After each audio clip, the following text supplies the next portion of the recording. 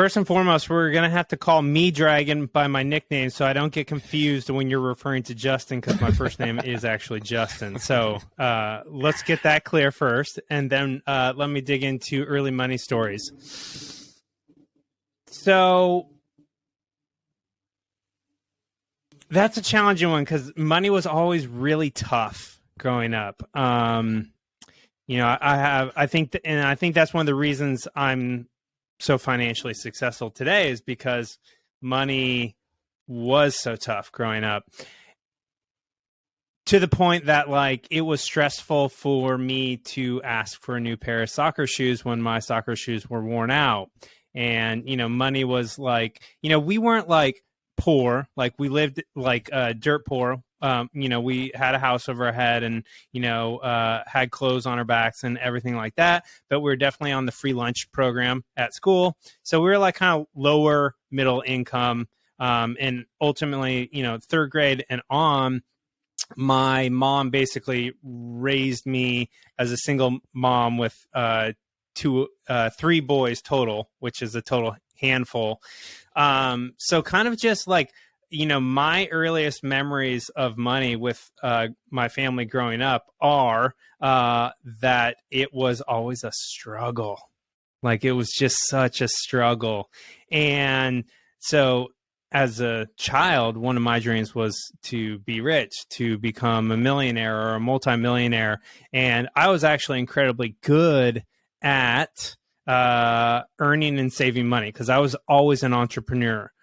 So that is kind of like the thing that I did learn kind of through my own trial and error, is like generating my own money. So I would literally like make things and take them to school and sell them. And I would do like, all sorts of chores for my parents and other people. And I was just like super good at earning and saving money. So at a really young age, I want to say, probably age 8 or 9, I probably had like $500+ saved up. And, for an 8-year-old, that's can we swear on the show? A little bit. Yeah, that's a heck ton of a lot of money for, someone who's only 8 or 9. So I was really good at that. But then the unfortunate thing is, like, my older brother was unfortunately, into drugs and a lot of other things, and him and his friends stole all that money. So that plays into another part of my story that I can share later. But for the longest time, up until really this year, I've actually been very secretive with my own family about just how successful I am, because I had this like subconscious fear in myself that if my family knew how much money I have now, that they would try to take it from me. And I didn't realize that was there. But after I did some like work with like a breakthrough, coach, I realized that like, one of the reasons I'm so afraid to have a podcast and talk about money is because I have this limiting belief that if my family knows how much money I have, they'll try to take it, just like my older brother took it from me when I was a kid. So I had these like confusing like lessons around, money as a kid, both like, oh, wow, I can totally earn a ton of money myself through my own efforts and my own ingenuity. And I'm really good at saving. And then these other things that like, when it comes to my family, money is a total struggle and I have to kind of like hide my wealth. So it was very like confusing growing up as a kid. And as, I finished up high school and went into my working career, I've always been really good at making money, and I learned that as a kid. I basically, from the time of high school, I worked year round. My first job was actually from maybe even before high school. Yeah, in middle school, I started as a busboy, then turned into a waiter, and basically did that up through the end of high school. And then even in college, I worked year round after the first year of college. So always, firm believer in like working to make your own money, but a lot of kind of like mixed lessons growing up around money. And so I'll stop there and pause and see what you guys have to say. Oops, sorry. There's I don't know if you can hear that, but like an ambulance just drove by. Power of So editing. I actually noticed like a lot of parallels between like kind of your story so far and my own, as far as like, you know, mom raising you as a single parent, like things being pretty tight, like finding, you know, different resourceful ways to kind of make some income even as a kid. How did that start to kind of manifest itself as you did get older, as you're starting to look to exit high school? Did you think, hey, I've already figured out that I've got this gene, like that I can be an entrepreneur, I can do it myself, I don't need to go down a route that maybe most people go down? Or were you still kind of like, I'm blazing a little bit of a trail here, I'm not really sure what I should do, I'm going to go down the more tried and true path of like going to college and getting a degree? Like, what did things kind of manifest themselves into as you started to kind of near that exit of high school age? Yeah, so really great question and a little bit of a roundabout answer. So my dream since basically middle school was to go to Stanford University.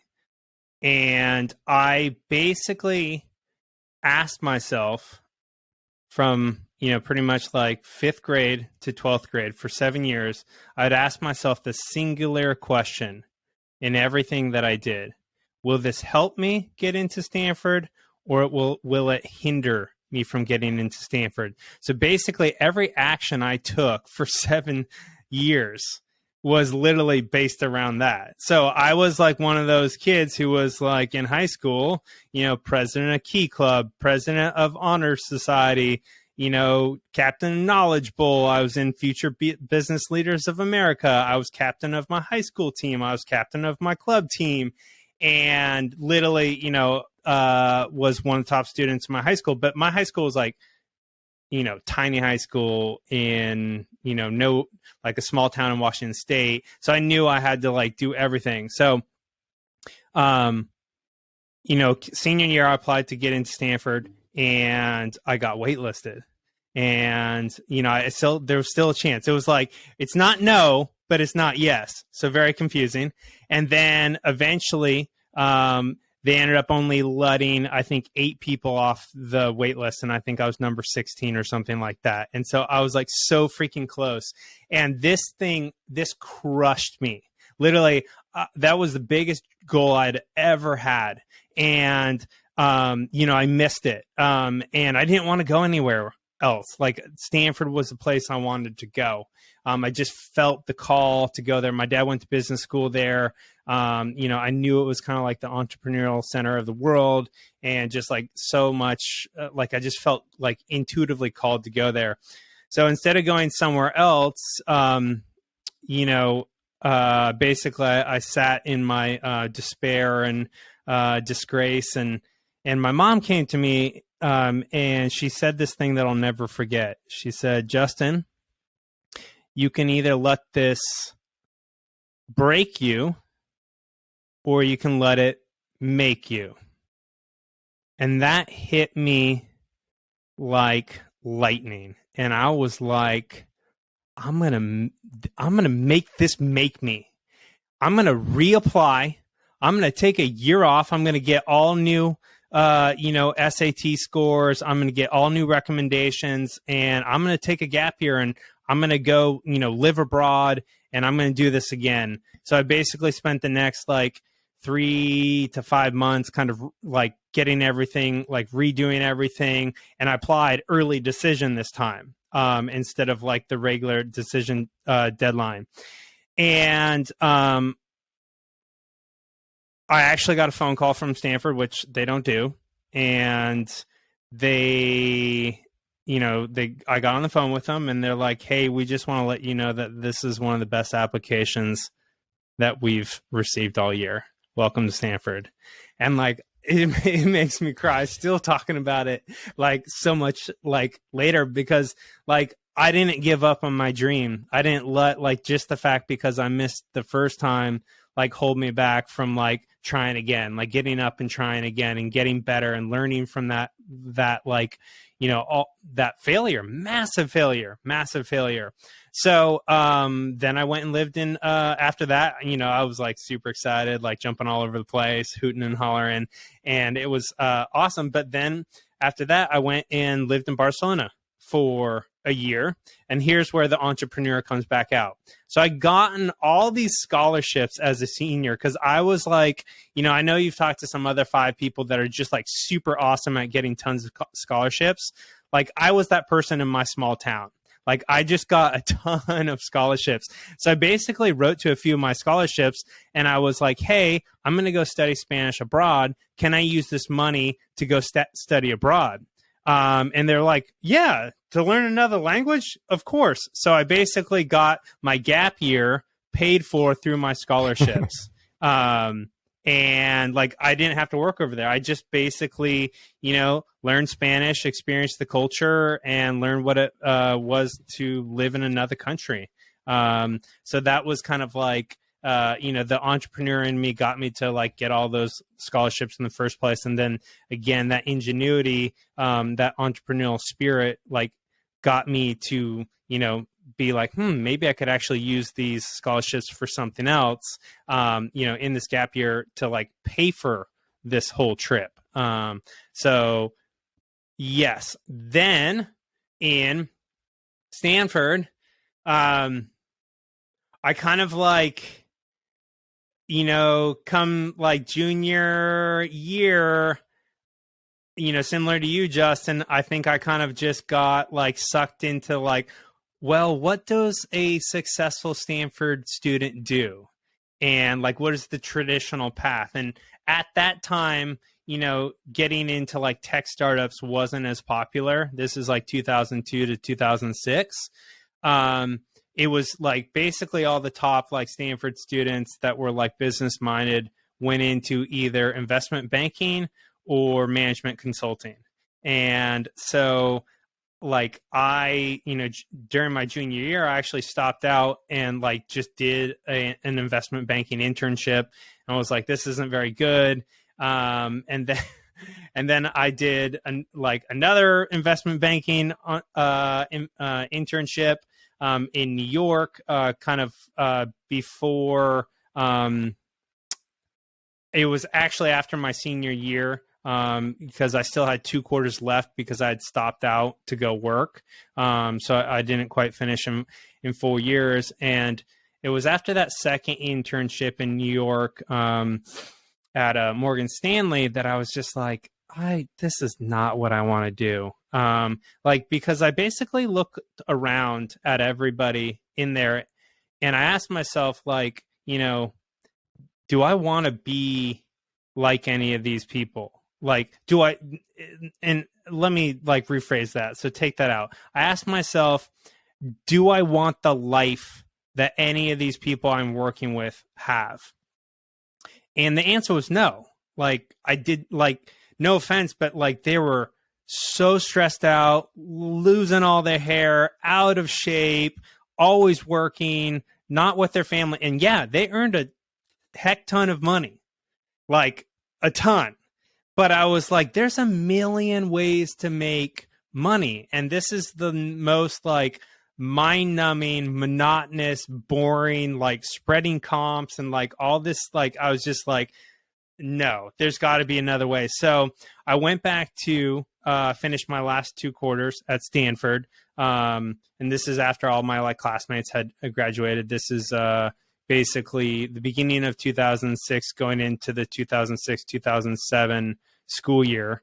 At the time, I had a girlfriend and I, from the Bay Area, from the Stanford area, and she moved out to New York with me. She got a job at a really like kind of like high-end lounge/bar.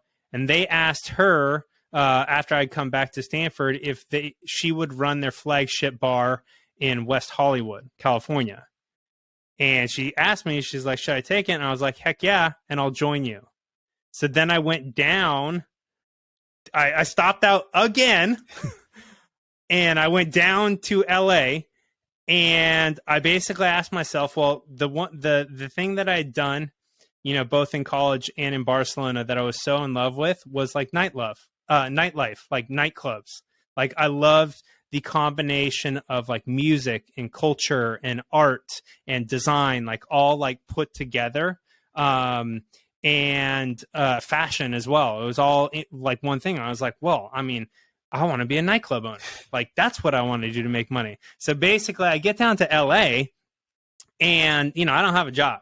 And this is back like before like Indeed and all these like job search sites, and it was all about Craigslist. So I'm there for about 6 days, and I see this, and I'm at the point where I'm like, I will be a freaking busboy in a nightclub. I don't care. I want to get into the business.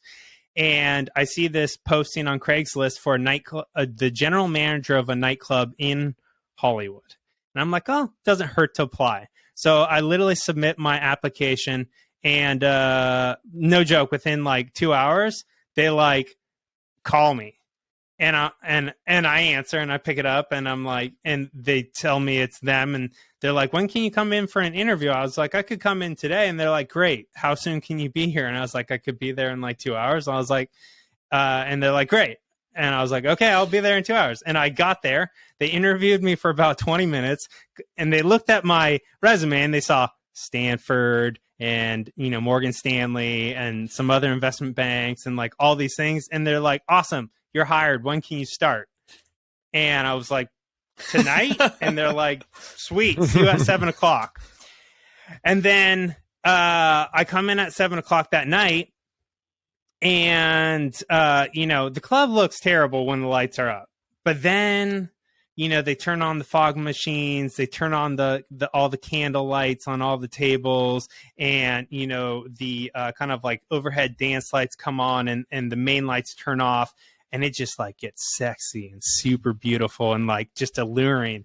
And then that night, no joke, like Justin Timberlake and Britney Spears come in, and I'd never seen a celebrity in my entire life. I grew up in a small town. I went to Stanford, and this is before there was like technology celebrities coming out of Stanford. And I was like, oh my God, like I hit the jackpot. Like I just got the best job in the world. Like, this is crazy. I've never seen a celebrity in my life. And so I fell into Hollywood nightlife for about 7 or 8 years. And first job was kind of as a general manager. But then even within that, basically I recognized, and this is where the kind of entrepreneurial part of me kind of recognized, nightclub management caps out back then. It's more now, but it's still a cap, at least I believe so. About 90 to 100 grand a year as like a nightclub manager. And 90 to 100 grand, even back in like 2007 to 2000, call it 2012 or 13-ish, was not a lot of money in LA.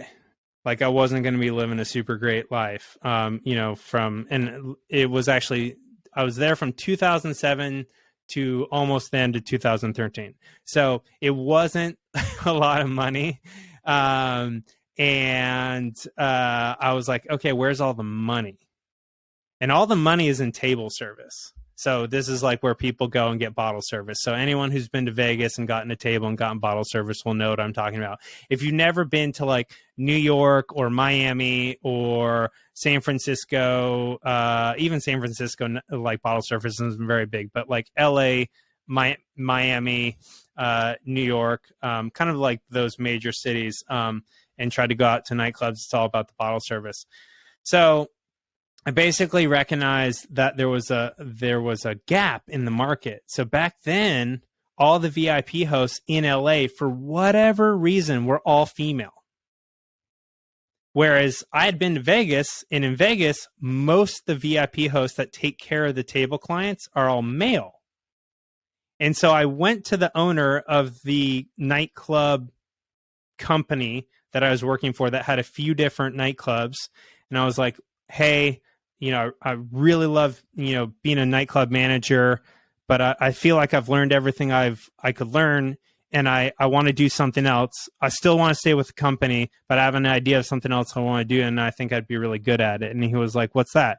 And I was like, I want to be a VIP host. And he's like, that's like, that's what like, women do that. And I was like, no, let me walk you through this. And I walked him through the whole, like in Vegas, like all the hosts were male. And he's like, okay, let's give it a shot.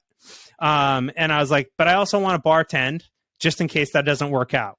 So he's like, great, you can bartend at this like older nightclub, and you can be a VIP host at one of our newer clubs, two of our newer clubs that open. So you'll do like 2 or 3 nights as a VIP host and 2 or 3 nights as a bartender. And literally within like 2 or 3 months, like I was becoming so incredibly successful as a VIP host that I just moved into that full time. Even though the bartending was awesome, it's super fun. It's probably the most easy, like low stress, like tons of fun, lots of money, and like you always left work at work. Like as soon as you're done with work, you left work. Whereas VIP hosting, you're managing, you know, super high-end clients like millionaires, billionaires, athletes, celebrities, you know, princes, royalty, and you're kind of on call like 24/7, but the money was like crazy. Like it was so crazy. So just to give the audience a sense, in these kind of major kind of like nightclub cities, in a nightclub, 90% or more of the night's revenue comes from bottle service. So literally the bars are just there to kind of like attract the general crowd to like fill up the club, but all the money's in the tables. And the way I like to think about the tables is their real estate. And like, of course, for prime real estate, people pay more for it. So like maybe the best table in the house that like everyone can see, it's like up on a stage, and it's kind of like, you know, obviously whoever has that table is kind of like the person of the club. That table could go for like $10,000, $20,000, $30,000 like minimum for a reservation. And in back then, you know, you would see nights doing anywhere between $50,000 and like $200,000 in a night. And that's just LA. In Vegas, they'll do like, I don't know, 300-400 up to like $1 million. Like, and it's like, I'd never seen people spend money like that ever in my life. Like literally with just watching people just drop $100,000 on bottle service, like buying these bottles that are literally like the size of a person. You know what I mean? And they're basically just like, it's like back in the day, you know, when like kings would like have these like festivals and they'd like throw bread to the peasants. That's kind of what it was like. These super wealthy people would like just basically give like champagne glasses to the entire club because they just like, you know, they could never consume that much alcohol themselves. Like who can consume $100,000 worth of alcohol, you know?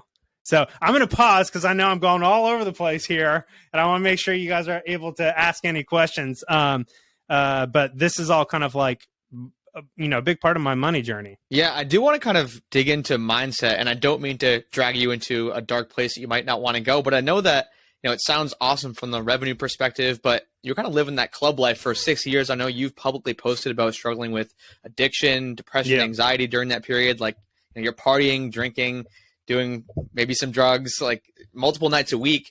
Oh, for sure. Yeah. I mean, how did that just like shape you during that period? And I know we're going to talk about how you kind of came out of that, but I feel like, you know, doing that for 6 years straight can really take a toll on your, not only your physical health, but your like emotional and mental health as well. Yeah. So it was basically, I was there, the beginning of 2006 to the end of 2013. So it was like 7 or 8 years all in. And it was one of those things where, you know, I grew up completely sober. I didn't even drink. I never even had alcohol until I was living in Barcelona, you know, after high school.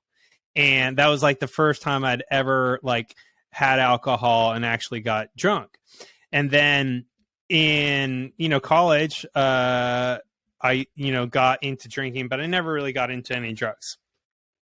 And then in Hollywood, I remember even the first like few weeks, or maybe even the first week, I literally saw people like doing cocaine off of tables, like in the nightclub. And as a manager, I had to be like, yo, you can't do that. But they're so drunk and effed up that they can't, like, they don't even know what they're doing. And, you know, like everyone, you know, working in the business was like, you know, if there are at least, I would say 99% of the people were all drinking, like basically every night they worked. And most people who worked in nightlife worked, anywhere between, 4 and 7 days a week. I worked 7 days a week. So I was drinking 7 days a week. I at the time didn't think I was an alcoholic. Now I know I was totally alcoholic because I would drink, no joke, like 10 plus drinks a night, because like my tolerance was so high because I was literally drinking every day. So it took me a lot to actually feel it. And then, eventually that alcohol turned into smoking pot every day, smoking pot all day, every day. From the time I woke up to before I went to the gym, to before I went to work, to even in the nightclubs, because, I was throwing the parties. So it was like, because eventually I started my own hospitality company. I took all those clients that I had, and I eventually became like an independent contractor, and I'd like contract myself out to different nightclubs. So again, that's the entrepreneur coming back in. So I'm literally smoking at work, after work, before I go to sleep, when I wake up. Then I got into Adderall, and I was taking Adderall literally like every day, and I never had a prescription. And Adderall really is, at least, and this is my opinion, some people definitely need a prescription, and that's fine. But like for the people who are using it who don't have a prescription, it's basically like prescription Coke. It's like a lot cleaner. It's not cut with anything weird. So that's good. But it is definitely super addictive. So I was doing that. And then I even like, everyone was like into looking super good. So like I got into like Anavar, which is like an oral steroid that you like swallow, that like is an anti-muscle wasting drug that like fitness, like physique models and fitness models, like it's heavily abused in there. And like I got into all sorts of bad stuff. And like, probably like 2 years in, I looked at myself and I asked myself this question. I said, or I kind of like, there's two things I did. One, I was like, I basically recognized that every year I was becoming 5 to 20% worse of a person. And I knew this. I just knew, like, through the use of drugs, through my actions and activities, through the influence of the people around me, through the influence of the industry. And I knew that, like, because I like to think I grew up in a fairly like wholesome, good way. I feel like I was like, had a really good heart and I did a lot of good things, but I was just becoming a worse person. And then I also looked around at all the men in the industry, and I was like, are like any of these men like good family men? Because at some point I want to have a family. I want to be a great husband, and I want to be a great father. And for the ones that stayed in it, like I couldn't identify any. The ones that became great husbands and great fathers got out of it. The ones who stayed in it, they were at the nightclubs partying and drinking, and like, there's so much temptation. There's like so many girls and drugs and alcohol, and like they weren't good husbands and they weren't good fathers. Except for the ones, and there's always diamonds in the rough, but I would say like on a whole, not really. And so even though I knew those things, I was so addicted to the lifestyle, the money, the power, the social prestige, the lifestyle was so easy. I literally partied for a living with like super famous rich people, like beautiful women every night. I partied for a living. It was intoxicating. And it was just the lifestyle of that work was so addicting. So it took me a long time to get out of it. So it basically consumed me. To answer your question, it definitely like destroyed me, more and more every year. And it was really, really hard to get out. And I can tell you how I got out if you guys want to know how I got out. Yeah, no, I would love to go through the kind of getting out part. I think the one question I just wanted to ask before, like the getting out, like while you're in it, from thinking through this lens of it's a personal finance podcast, I can imagine when you're surrounded by that many people who have such huge wealth, even if you are making a lot of money, that it could be tempting to fall into wanting to live the way they're living and spend just as much as you're earning, and you just end up having nothing to show for it. So I'm curious, like, while you were in it, were you actually being able to make any use out of all this income that's coming in, or was it just straight out the window? Straight out the window. So that's the other challenge, working in that industry and being in, specifically like Hollywood, LA area, is everyone looks rich and acts like they're rich. But most people like myself back then were literally like basically paycheck to paycheck.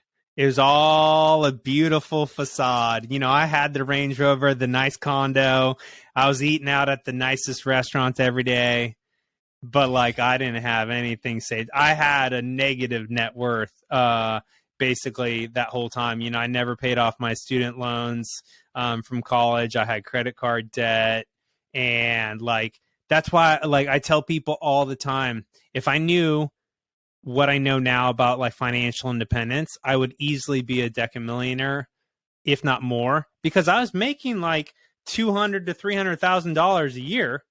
And like a lot of it, like, off the record because it was like cash, and like, but I literally walked away from there. And when I finally got out, I think I had maybe like $40,000 or $50,000 like saved. But I also had, I think, at the time, when I left, I had like 20,000 or so in like student loans. And then I had, credit card debt. And then I also, I got 6 years behind on my taxes, and I owed a bunch of taxes because I just stopped doing my taxes.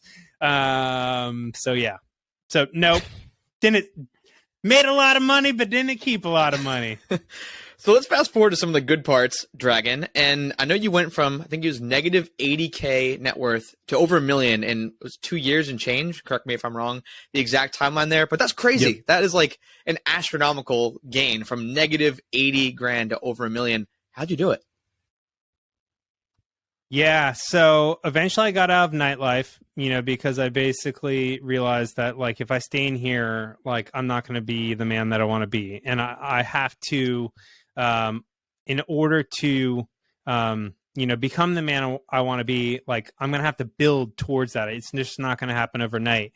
So I realized that, I'm going to have to change my environment. I'm going to have to like basically reboot my life. And I knew, the place for me to go was to go back to Stanford and to finally finish like my undergrad degree, because I figured, I can go back through, on campus recruiting. I can reconnect with, I always felt like for me, Stanford was the highest concentration of people that had really great hearts and some of the most brilliant minds doing some of the best things in the world. Like there's those people all over the world in all areas, but Stanford, like as far as places I had visited, had the highest concentration of that. So I basically just left my career and I was like, I'm going to go finish at Stanford. And thank God Stanford like let me come back, because that was one of like my big fears that actually contributed probably towards my alcohol and drug abuse. Is like,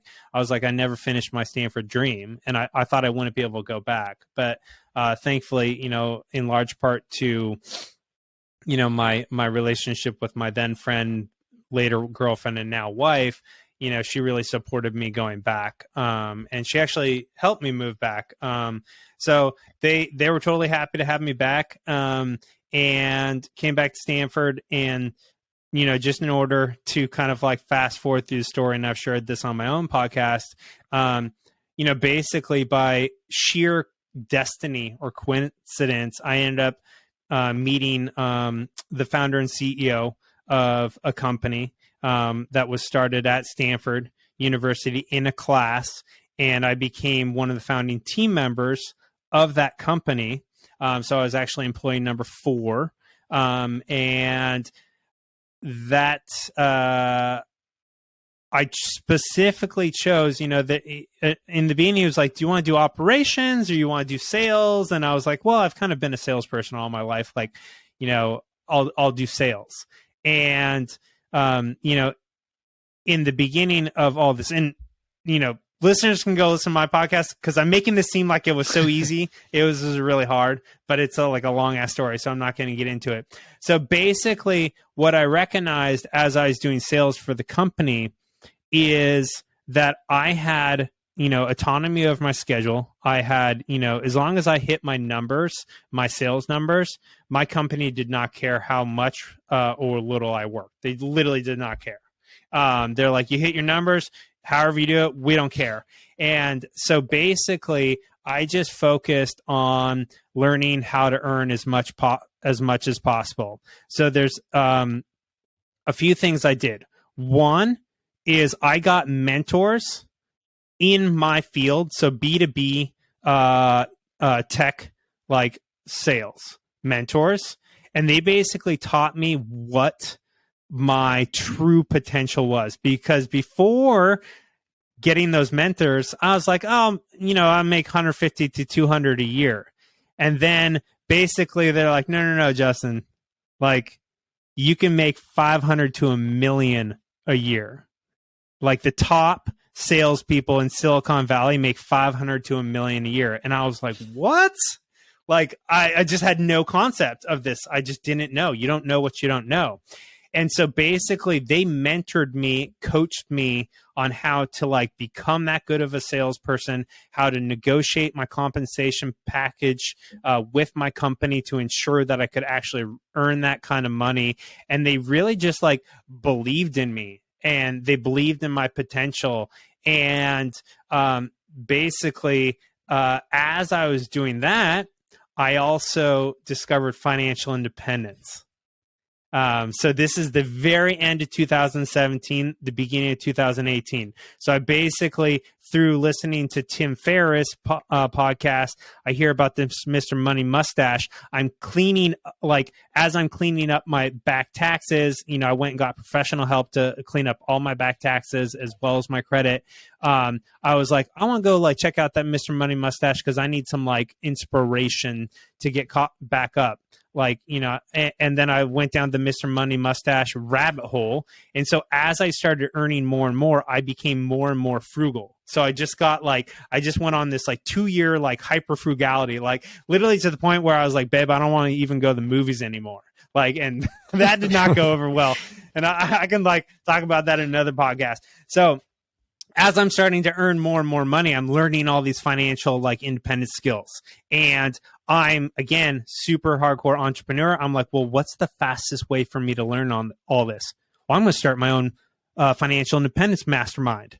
So I basically started a financial independence meetup that met every single month. And that became like my group of mastermind coaches that basically, you know, I had my professionals that I paid to help me clean up my taxes and get my credit card stuff all cleaned up. Then I had all these people that were ahead of me in the financial independence game, or maybe some of them were the same, others who were completely financially independent. They became like my mentors and my coaches. And every month I would want to go to that meetup and be like, here's my progress that I made, or here's the challenge that I'm facing and I don't know how to do it, or some like combination, all of that.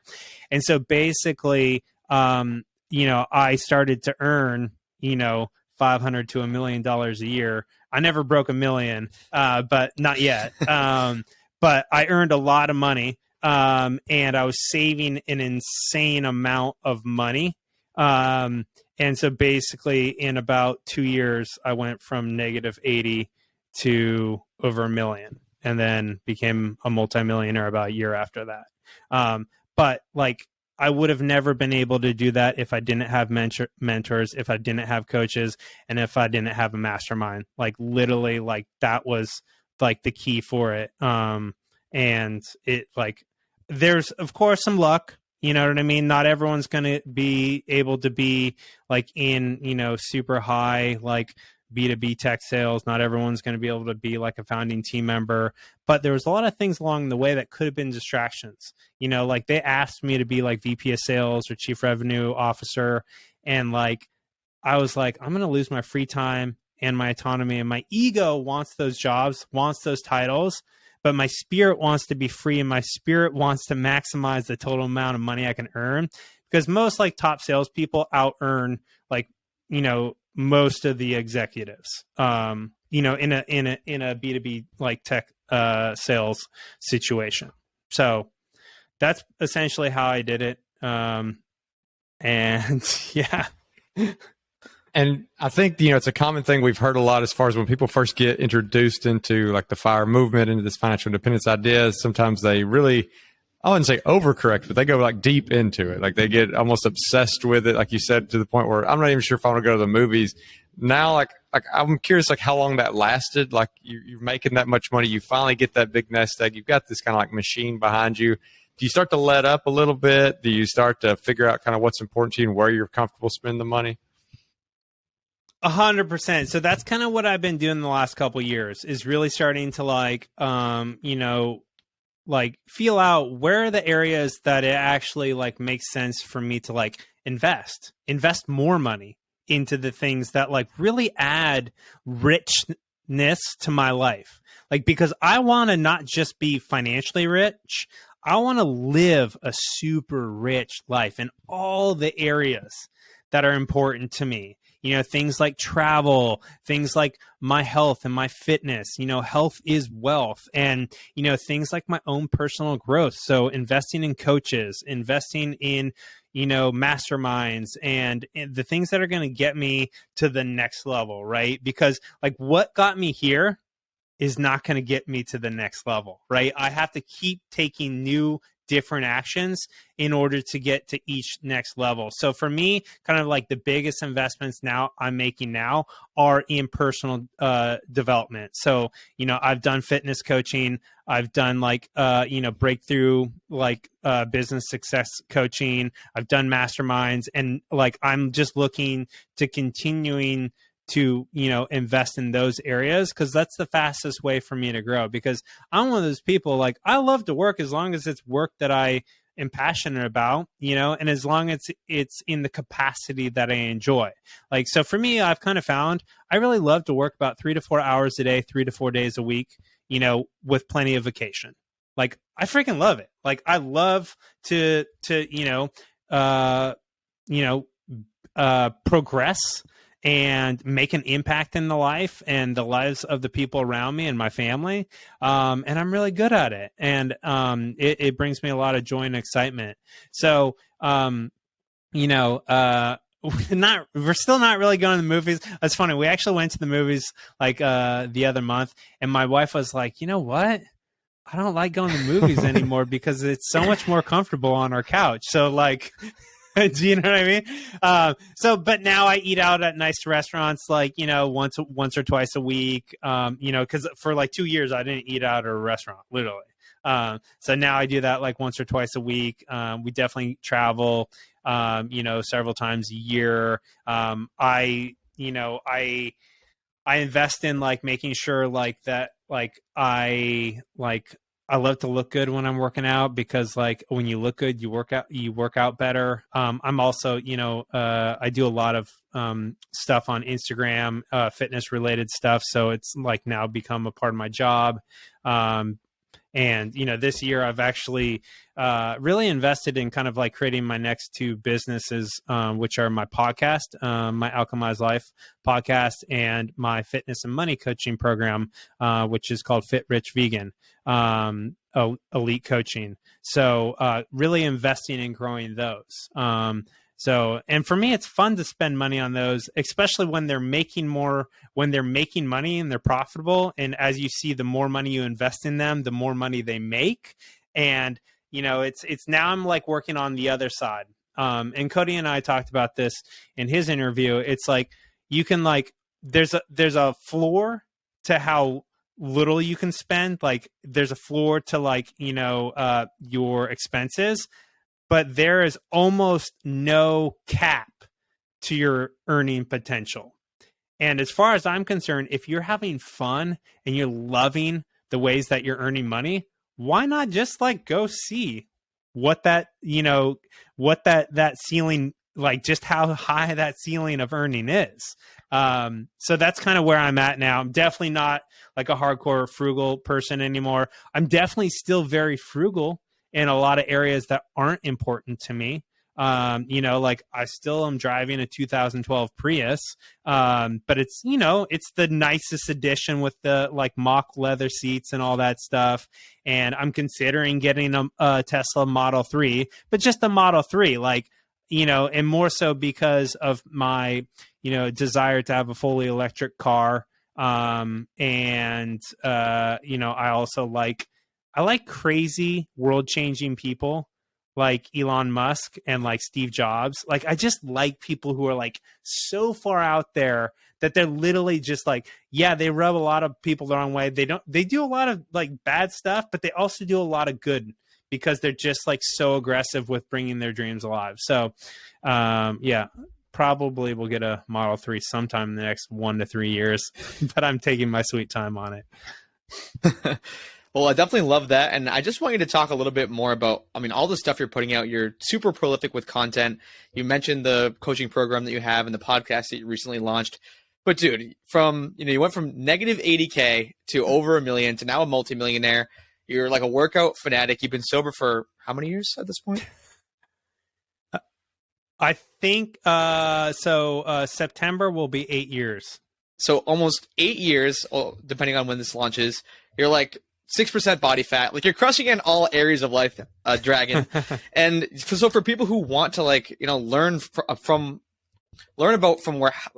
learn about how you got to where you are now from where you came from. We just went through this like kind of crazy tumultuous journey of, going to Hollywood and kind of foregoing that Stanford degree that you were gunning for since middle school. But now you're just like on top of the world, crushing it in all aspects, man. So first of all, I just want to give you kudos where kudos are deserved. And second, just want you to tell people a little bit more about what they can expect if they go and, head over to the Alchemize Life podcast or the Fit Rich Vegan coaching. Yeah, absolutely. Happy to share. So for me, the podcast is really like an artistic dream that I had for like 10 years. And, at the top of this kind of interview, I mentioned to you this like subconscious fear of like, people finding out, like, especially my family, just how successful I have become. So I worked with a breakthrough coach to, identify that and, uninstall that limiting belief and install some new empowering ones. So the mission of the podcast is to empower people to proactively design and truly live a life worth living. And that is like whatever that means to them. So really, for me, like life, a truly rich life isn't just being financially rich or just being like really super fit or really healthy. It's really all areas of life, from like, work and career to relationships to health and fitness, to the entrepreneurial journeys, to the spiritual. And so I really, the kind of, what I do on that podcast is that I sit down, with thought leaders from all domains to share their wisdom, their expertise, their experiences, their insight to really empower other people to proactively design and truly live their best life, whatever that is for them. And everyone's best life is different. Like something that brings me alive and lights me up may not really be that interesting to you, Cody, or that exciting to you, Justin, but that doesn't matter because we're all in this together, right? And really for me, like it's so much faster like when we do the work together, because like humans weren't meant to do things in isolation by themselves. We're literally we are a species that is built to do the work together. And when we do the work together, we go so much faster, we go so much farther, and we have so much more fun. So that's really kind of like a big premise of that podcast is really, unleashing and unlocking people in all the important areas of life through, sitting down with thought leaders in various areas of life, as well as kind of sharing my own like philosophies and ideas. Eventually I'll be doing solo podcasts and stuff, but I'm kind of like starting off with, really just sitting at the feet of all the people that inspire me, the people that like have influenced my mindset and my journey. And like really like, being a total student, like I love to learn, But then if I can learn and share that with other people at the same time, like that's like a virtuous circle. It feeds me, it feeds other people. And it's really like, you know, like a massive win for everyone involved and for everyone who tunes in. And then I've always had this deep desire to have like to do a fitness and money coaching program, because like if I had gotten the fitness and money coaching that I got when I was in my 20s, I would easily be like a decamillionaire, if not like 100 millionaire by now. And so for me, I want to create a place where people, if they're ready to hyper growth their own fitness and money journey, like they can come to Fit Rich Vegan coaching if they're vegan or veg curious. You don't have to be like completely vegan, but it is, you know, it's one of those things like I live a plant-based vegan lifestyle. So like I want to work with people who are interested in at least, you know, going plant-based. You don't have to go fully plant-based, but like interested in that lifestyle, because there's an alignment of mission, vision, and values, right? And like it's just better to like work with coaches that are kind of aligned with you from a vision, value, and mission standpoint.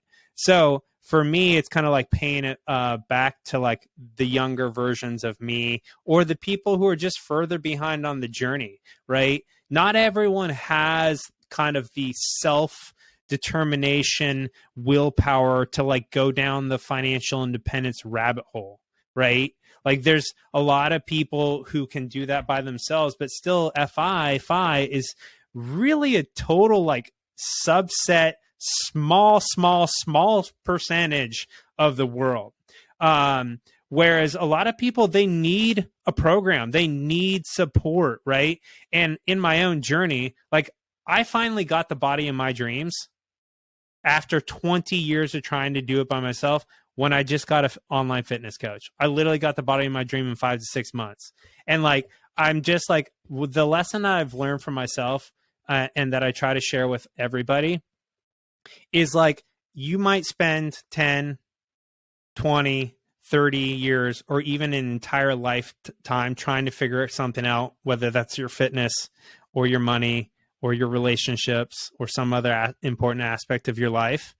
But like, why spend 10, 20, 30, or an entire lifetime trying to figure out by yourself when you could probably learn it in like 6 months if you just sign up with the right coach or for the right coaching program? Like the investment will pay itself back in spades.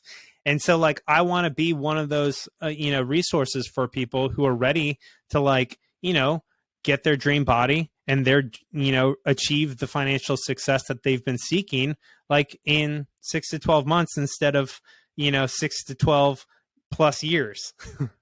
So that's what those two programs are about. Yeah. Any other questions? Yeah, and just to kind of wrap up with a little bit of like the housekeeping, I don't know if you just want to give the listeners a quick, simple, like here's where they can find those programs. Yeah, the best place to connect with me is on Instagram. It's where I'm most active. You know, links to everything is there, from my podcast to my coaching program, etc. And that's at Justin David Carl. Or you can literally just search Justin Dragon on Instagram, and there will be like a shirtless person in the profile, and that'll be me. You can also go to alchemizelife.com. You know, everything's there as well. And I think you can even go to justindavidcarl.com, and it will like forward you to alchemizelife.com. So yeah, that's the best place to find me. Awesome, man. Well, we will link all that up in the show notes for all the listeners who want to live their best financial, health, spiritual, everything about mindset and life. You got covered. Just want to thank you seriously for coming on today. It was a blast recording with you on your podcast a couple weeks ago, and I was excited to share your journey, because it's one of like, it's such a huge turnaround. I feel like you're kind of at rock bottom, and a lot of people can probably resonate with being at a point like that, where, you know, you're feeling this addiction mindset.